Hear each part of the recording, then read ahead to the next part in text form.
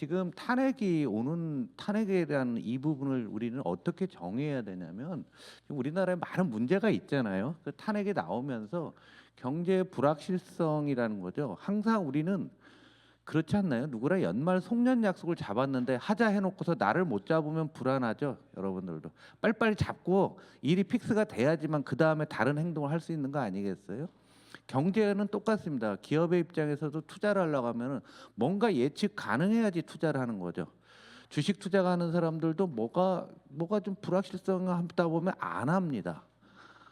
집을 사는 사람도 좀 지켜볼까? 어떤 일일까? 그래서 지금 부동산 경기도 썰렁하고 가장 중요한 건 거래가 엄청나게 줄고 있어요. 지금 여러분 지역구 가셔서 부동산 중개업소 가보시면은 굶어 죽겠다고 할 정도로 거래가 줄고 있는 거죠. 모든 것들이 불확실해지는 게 그래서 결론적으로 우리 당도 그러겠지만 이 불확실 기간을 줄이는 게 탄핵에 우리가 접하는 경제적 의미라는 얘기죠. 그래서 이 우리가 계속 빨리 해야 된다 하는데 이것은 우리를 위해서, 우리 나라를 위해서, 우리 국민들을 위해서 단축을 해야 된다는 거고 이 불확실성의 본질에서는 정책 대응을 할 수 있는 의사결정할 수 있는 사람들이 없어지는 겁니다.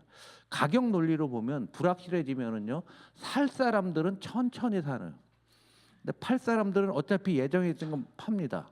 그러다 보니까 모든 가격이 하락하고 거래가 줄어버리는 이런 현상들이 나오는 거죠. 그래서 대단히 많은 문제들이 지금 우리 이 탄핵 때문에 수면 하에 있던 게 동시에 이렇게 폭포처럼 쏟아져 올라오는 이런 상황으로 보시면 될 것 같고요. 그 구조적인 부분은 오늘이 9번째인데 8번 동안에 제가 계속 말씀을 드렸던 그런 내용들, 나쁜 내용들이 한 번에 나오는 거다라고 보시면 좋고요. 또 이런 상황에서 되다 보니까 제가 분명히 지난달에 이런 말씀을 드렸어요. 글로벌 IB들의 한국 경제 성장률이 2% 언더로 가기 시작했다라고 하고 지금 지난주 현재 글로벌 IB 평균이 1.9입니다. 정부가 2.2 이건 이제 올해 거고요. 파란색. 내년 이제 파란색은 지나간 거니까 2.2 정도 됐는데 이 숫자 꼭 외우세요. 시험 볼 겁니다. 그래서 2024년 몇 퍼센트? 2.2 입을 해봐야지 여러분들도 기억이 되는 연세가 되셨어요. 2022년 24년 몇 퍼센트? 2.2. 이게 2%를 깼는데 지금은요. 오늘이 월요일이잖아요. 지난 주말 되면서 1.7 막 이 정도까지 지금 계속 떨어지고 있어요. 왜냐하면 원래 그렇게 가는 거였는데 이렇게 눈치를 보다가 탄핵이 나오니까 핑계 잘 됐네 하고서 과감하게 내리고 이런 조치들이 굉장히 많이 올 거다라는 얘기죠. 그래서 정부조차도 그동안에 얼마나 좋다고 했어요. 여러분 기억나십니까? 올 8월에 뭐 블록버스터급으로 경제가 좋다. 내수 중심으로 회복된다. 이런 망발하던 사람들이 경기 진단, 경기 심리 위축 등 하방 위험 증가로 이분들이 처음으로 이런 얘기를 했어요. 굉장히 애간 이 경제 전망도 다 지시를 받아서 했던 것 같아요. 아무도 인정하지 않았던 이런 일들이 현실화되고 있는 거죠. 제일 중요한 건 환율입니다. 외부에서 우리나라를 볼 때 이 빨간색이 우리나라 환율 그림인데요. 1444원이 굉장히 중요해요. 1444. 그 위는 없어요. 1,500원이 글로벌 금융위 때 갖고 그 앞에는 IMF 외환위기예요. 그러니까 이게 요 상태가 가장 중요한데 어제가 1,435원 정도가 된 거죠. 그러니까 지금 한국은행이 시장에 개입해 갖고 달러를 조금씩 팔고는 있어요. 그러니까 함부로 팔면 팔게 되면은 또 이걸 사는 사람이 나오니까 요즘은 야밤에합니다. 한밤중에 사람들 거래 없을 때 할 정도로 이런 상황이고요. 외국인들의 입장에서는 그걸 보는 것을 CDS라고 하는데 그 동일 기간을 놓고 보는데요. 여러분은 여기서 왜 1444원을 언제 찍었나 보시면 2020년 10월 21일 무슨 일이 있었죠? 네, 그 유명한 김진태 도지사의 레고랜드 사태되면서 우리나라 환율도 오르고 CDS 해외에서 뭐 이런 나라가 있지? 정부가 정부 보증채를 보증 안 해주겠다고 안 갚는다고 하는 게 어디 있어? 그러니까 외국인들이 이거 뭐라 하고서 쭉 이거는 뭐죠? 우리나라 그 채권에 대한 보험료라고 생각했어요. 자, 못 믿으니까 보험료가 많이 올라가야 되겠죠? 음주운전 많이 하는 사람 자동차 보험료 올라가잖아요. 똑같은 겁니다. 그러니까 이렇게 올라갔다가 그 이후에 이제 서서히 떨어졌는데 이번 사태는 별로 안 올라가요. 아직은 우리나라 환율 시장이 그런 대로 안정적이기 때문에 그런 거고요.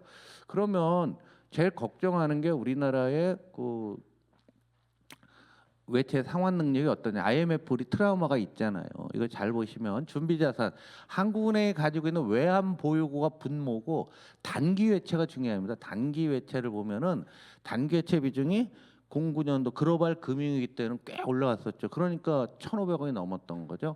근데 지금은 술술술술 떨어져서 대충 이렇게 보시면 한 40%가 안 됩니다.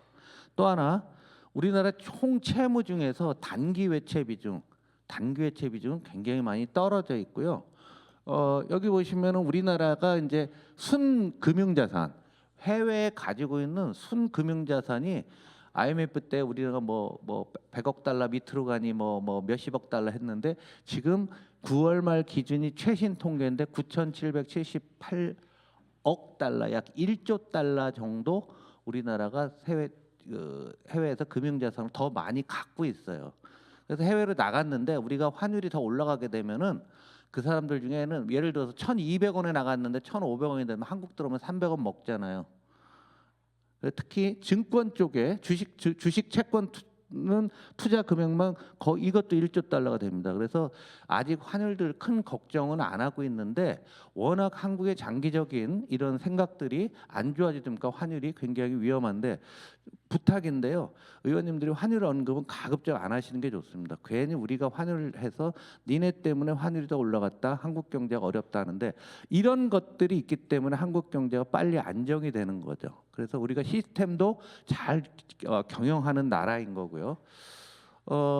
그럼에도 불구하고 긴 그림으로 보면은 우리나라의 외환 보유고가 빨간색입니다. 저기 이제 21세기에서 쭉 이제 이거 IMF 때 뭐 예? 1,000억 달러 정도였다가 쭉 올랐는데 늘었다가 지금 4,100억 달러 수준이거든요. 굉장히 작고요. GDP 대비로 보게 되면 작습니다. 여러분 혹시 우리나라보다 사이즈가 작은 대만 같은 나라를 잘 보시면 대만이 거의 7,000억 달러를 넘거든요. 근데 우리나라가 4,100억 달러입니다. 그러니까 지금 우리가 외환 보유를 확충할 시기는 아니지만 한국이 지금 트럼프 정부 출범하면서 지정학적 리스크, 안보 리스크가 커진 부분이기 때문에 이 부분은 아마 상황이 안정이 되고 탄핵이 끝나고 다음 정부에서는 이 부분을 좀 충분히 좀 올려놓아야만 되는 중장기 상황 시급하지는 않으나 이런 부분에 대해서 관심을 가져야 된다는 얘기죠. 주식 시장은 어떠냐면은 파란색은 우리가 보는 맨날 코스피고요. 빨간색은 요걸 달러로 한 겁니다. 외국인이 왜 파냐고 하는데요.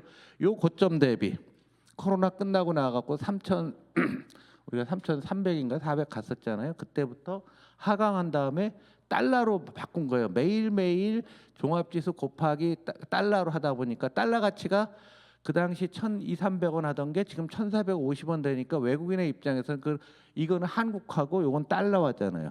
그러니까 요 고점 대비 얼마 떨어졌나 보니까 42%나 떨어졌어요. 그러면 내가 가진 게 외국인의 입장에서는 42%나 떨어졌기 때문에 추가로 뭘 산다는 것은 엄두도 못 내고요. 일부 펀드들은 로스컷이라고 해서 이래 펀드가 있는데 이 종목이 30% 떨어지면 이건 가망 없으니까 자동으로 매도가 나가는 거예요. 그러면서 한국의 비중을 낮추다 보니까 이런 상황이 되고요. 또 하나 중요한 관점은 이게 환율까지 떠부터 이렇게 되니까 한국의 투자가들이 해외로 연락에 나가는 이유가 되는 거죠. 또 한국 투자가들은 예를 들어서 탄핵 전에 내란 전에 아니면 1년 전에 나가신 분들은 그 해당 주가도 오르고 환율로 또 먹었어요. 그러니까 이 사람들 입장에서 한국을 자꾸 나갈 수밖에 없는 또 하나의 이유가 되는데요. 대충 뭐 이 정도에서 마무리되는 게 아닐까라는 생각이 드는데 단 올라갈 이유는 없다. 왜? 앞으로 불확실성이 남아있기 때문에 그 불확실성을 빨리 당겨주는 게 여러분들의 책임이다라는 말씀입니다. 그런데 왜 빨리 안 되냐면은 지금 사실은 이 탄핵 전에 이 내란 사건 이전에 한국 경제 매우 어려웠다는 거 아실 겁니다. 제가 12월 첫째 주 할 때도 보여드렸는데 더 나빠진 게 이게 이제 주가가 떨어진다는 것은 2강에서 말씀한 주가는 미래의 경제를 반영하는 거예요. 미래의 경제가 안 좋아서 떨어지는데 금리가 떨어진다. 금리가 떨어진다는 얘기는 아무도 돈을 빌려가서 투자를 안 한다는 얘기예요. 그래서 일본이 금리가 지금 우리나라 10년물 금리가 2.7 정도 되는데요. 일본이 90년대 초반에 6% 가던 금리가 1%인데 0.5가 가면서 그냥 나라 다 망가진 거거든요. 지금까지 34년간 허우적대고 있는 건데 마찬가지로 지금 우리나라 이런 모습들이 나오는 거예요. 이걸 다르게 표현하면은 이 라인이 한국은행의 기준금리입니다. 우리 오늘이 화요일이잖아요. 목요일 아침에 미국이 더 내린다고 했어요. 그래서 추가로 우리나라도 내릴 여력은 좀 생겼는데 정부가 중앙은행이 야 요게 우리 실력에 맞는 금리야라고 얘기하게 되면은 이거는 중앙은행이 제시하는 거잖아요. 그러면은 일반 국채라든가 우량한 기업들의 금리를 하더라도 정부보다 신용도가 떨어지니까 금리가 이렇게 높아야 되는 거죠. 3년물, 10년물인데 10년물은 높아야 되는 거 10년 있다 내가 받게 되는데 당연히 금리가 높아야죠. 그때가 무슨 일이 발생할지 모르니까. 그러니까 기준금리보다 이게 높아야 되는데 지금은 기준금리보다 더 밑에 내려와 있습니다. 이 얘기는 바로 이 장기 디플레이션 위험이 있고요. 다음 정부가 아무리 빠른 시간이 와도 이 문제를 해결하는 게 본질적으로 매우 중요한 문제고 우리가 풀어야 될 핵심적인 가치다라는 얘기입니다. 이게 다르게 표현하면은 우리 성장률이고 지금 우리가 성장 이야기를 많이 하고 있는데 잠재 성장률 계속 떨어졌는데 잠재 성장률보다 실제 성장률이 더 떨어졌죠. 요 갭이 뭐냐면 요걸 GDP 갭이라고 하는 건데 바로 추경으로 메꿔야 될 금액이 되는 겁니다. 이 부분은. 그래서 지금 우리 잠재 성장률이 저기 5.4에서요. 지금 잠재 성장률 2%까지 왔는데 OECD는 1.7 정도로 보고 있거든요. 그러니까 그보다 더 떨어졌으니까 굉장히 중요한 거고요. 잠재 성장률이 계속 떨어지면서 어제 신문 보니까 30대로 설문조사했더니 내년 경영 봤더니 올해보다 더 어려울 것 76, 외환위기 이후보다 가장 어려울 것 13.4, 두 개 합치면 90% 되죠. 그럼 이 사람들이 투자하겠어요? 투자 안 하면 경기가 나아지기가 굉장히 어려운 거죠. 그래서 이 시간을 단축한다는 것에 대해서 마치 우리가 뭐 정치적인 측면에서 시간을 단축한다, 서두른다 이 표현이 아니라 우리 경제를 살리기 위해서 투자를 늘리고 금융시장도 안정화하기 위해서 시간을 단축하는 것이 가장 좋은 거다. 이 부분에 대해서 의원님들이 많이 말씀들을 좀 해주셔야 된다는 말씀입니다. 그럼 뭘 늘릴까라는 건데요. 우리나라 전체 성장, 우리나라의 전체 사람들이 돈 쓰는 거 어디서 쓰느냐를 봤더니 빨간 게 내수고요, 소비고 이게 수출이에요, 파란색이. 근데 수출은 더 늘기가 어렵습니다. 이것은 산업 구조 조정과 관련 있고 최근에 반도체 문제 뭐 이런 것들 때문에 이거는 옆으로 갈 거고요. 결국은 내수를 올리는 이러한 조치들이 현재 상황에서는 필요하고 이 얘기 우리가 수도 없이 한 건데 가만히 봤더니 우리 경제에서 이게 뭡니까? 내수 비중이 50%가 안 되잖아요. 미국은 70%입니다.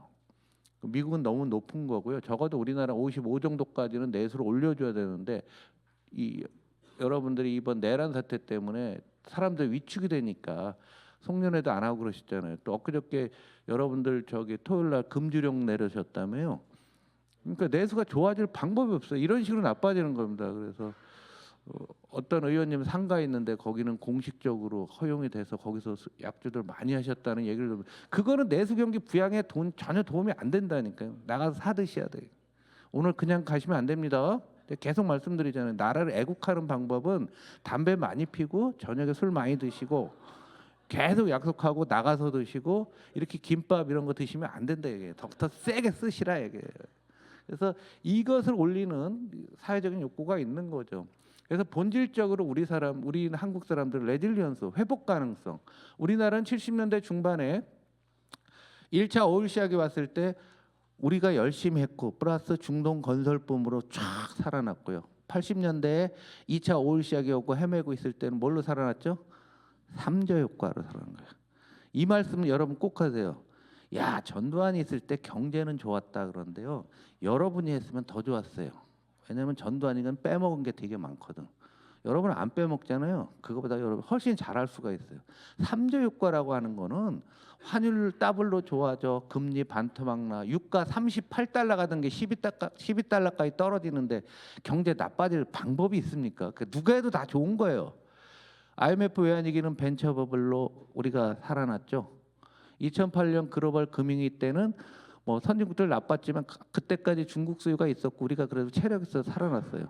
코로나 때는 우리나라 공급망이 딴 나라 다 망가졌지만 한국의 공급망이 안전하게 유지됐기 때문에 역시 또 살아나고 지금은 보이지가 않는 거예요. 회복력이 이게 우리의 구조적인 절망감이고 다음에 어떤 우리가 새로운 정부가 됐건 우리가 해야 될 부분들을 한국 경제 회복력이 떨어진 걸 높여야 되는 이런 부분이면서 단기적으로는 지금 트럼프 정부 출범 있고 지정학적 위기, 유럽 경제 지금 매우 안 좋습니다. 계속 나왔고요. 중국 오늘 들으시기 때문에 안 좋고 뭐 AI 전환이라든가 반도체가 이거 다 현실의 문제잖아요. 일본의 금리 인상 예정되면 엔캐리 트레이드가 좀 풀릴 수도 있는 거고요. 전 세계적으로 유동성 흡수하고 있죠. 우리 산업구조 12월 3일 날 말씀드렸잖아요. 롯데케미칼 문제부터 그리고 지금 여기저기 터지고 있죠. 내수야 뭐 여러분 너무 잘 아시고 이런 상황에서 방향성을 상실하고 이런 상황이라는 얘기죠. 그래서 그 결국은 지금 보면은 지금 추경 논의가 이번 주부터 본격화되고 있는데요. 지난주에 민간 부분에서 증권사들이 추경이 필요하다고 나오고요. 어제 보니까 매경이 토요일자에도 얘들이 웬일로 또 추경으로 내서부터 해요. 보수지가 추경 얘기를 자기 해야 된다고 제일 먼저 얘기를 했고요. 얼마냐 했을 때 2008년 금융위기 당시 투입했던 30조 원가량까지 얘기가 나와요. 이 숫자 여러분 부르면 안 됩니다. 그런데 민간들이 충분히 논의가 되고 있고 해야 되는데요. 그럼 얼마쯤 해야 될까? 그래서 여러분 더하기 빼기만 산술적인 것만 말씀을 드릴게요. 이번에 4조 1천억 감액했고요. 우리 연초건 뭐 추경을 하기로 했었잖아요. 원래 했던 건데요. 우리나라 명목 GDP를 약 2,500조로 보고 잠재 성장률 2%, 내년 실제 성장률 저는 1.5로 봐요. 1.5 정도로. 하게 되면은 GDP 갭 아까 말씀드린 0.5니까 2,500조에 0.5%는 12.5. 그다음 감액 4.1 하면은 약 16조 원 내외. 뭐 이렇게들 생각들을 하는 거고요. 우리 국회 예정처에서도 GDP 대비 0.6% 저기 0.5인데 0.6 약 15조 원의 세출 확대 시 0.2% 성장률이 늘어날 수 있다. 0.2% 정도 성장 이게 예정처에서 자료가 있습니다. 그러니까 여러분들이 이런 거로 좀 말씀을 좀 하셨으면 좋겠고요. 중요한 거는 여기 재정 얘기를 잠깐 하나만 더 하면 재정을 예를 들어 15조 원을 쓰면 우리나라 GDP가 15조 느는 게 아니라 재정 승수라는 게 있어요. 쓴 돈에 얼마나 늘어나냐. 이거는 사람마다 논쟁이 굉장히 심합니다. 미국 같은 나라는 미국 사람들은 저금을 안 하잖아요. 돈 생기면 톡톡 다 써버려요. 우리 중학생 같이 그냥 용돈 주면 애들 다 쓰잖아요. 그런 식이거든요. 그러니까 거기는 재정 순수가 미국은 거의 1에 가까워요. 우리나라는 돈을 주게 되면 그 돈 갖고 저축하는 사람도 있어요. 그러니까 소비 성향이 특히 돈이 많은 사람들은 거의 안 쓰거든요. 생긴다고 하더라도 없는 사람들은 100%다 쓰죠. 그래서 우리가 지난번 긴급재난지원금 할 때 선별복지냐 보편복지냐 할 때 선별적으로 주는 이유도 그 사람들한테 주면 재정수수가 선별로 주게 되면 이게 1이 되는 거고 0.98 뭐 이렇게 되겠죠. 그런데 똑같이 주게 되면 이게 0.5 아래로 내려온다는 이런 한계가 있어요. 그리고 우리 지금 세입을 현 정부가 한 게 굉장히 낙관적 전망을 해놨습니다. 택도 없는 얘기예요. 그래서 이 재정에 대해서 예결이나 기재위에서 다시 한번 좀 보셔야 되는 게 2025년도 재정 적자 또 날 수밖에 없는 거잖아요. 1월 달에 1월 첫 번째 할 때 이 부분은 좀 자세하게 제가 이미 자료를 다 만들어 놨는데요. 그때 좀 말씀드리도록 하겠습니다. 그리고 이거는 우리 잠재 성장률까지 가기 위한 여러 방안 중에 하나에 불과한 거고요. 그런데 잠재 성장률 계속 하강하고 있는데 이걸 턴하는 것은 이것은 다음 정부가 구조개혁을 통해서 구조적으로 어떤 더 진짜 큰 정책을 통해서만 가능한 일이다라고 말씀을 드리겠습니다.